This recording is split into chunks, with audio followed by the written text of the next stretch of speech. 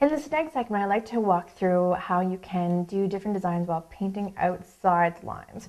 We're always told how we're supposed to keep inside the lines, but this time you can kind of sort of break the rules and make it kind of fun.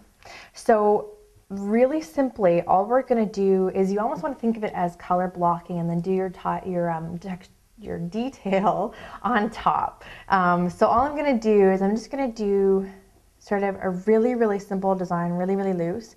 I've grabbed a rounded brush, so that's one with a little tip on it, and I'm just simply going to make a circle.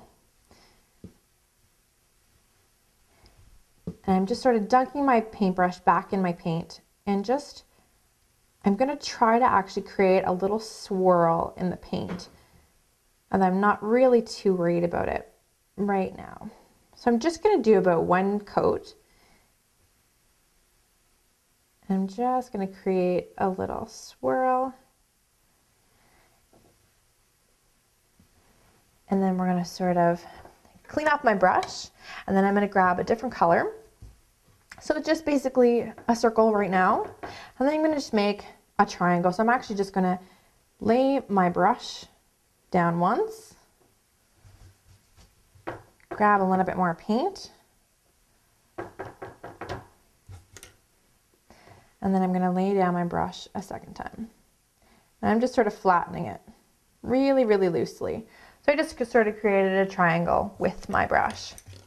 So next, what I'm going to do is I'm just going to take a little bit of orange, and I'm going to get myself a nice clean brush. And I'm just going to take orange and simply draw a line.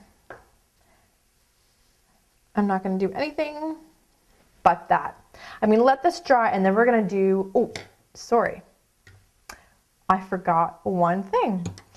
We're also going to take a green and do a green blob on the top. So I'm taking the rounded brush that I used for the first piece, and I'm just going to do a very loose color block on the top. Now I'm going to let it dry and we'll be right back. So I've already started to create some of the detail into our what was once a purple blob.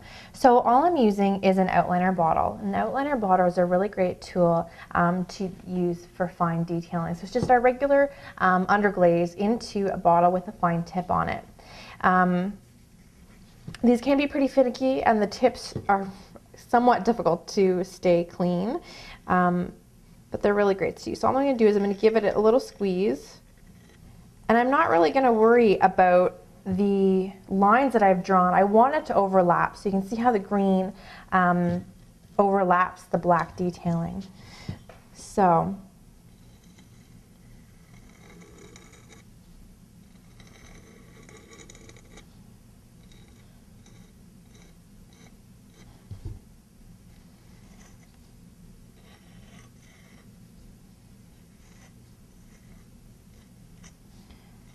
I'm just sort of creating some rough sort of stems.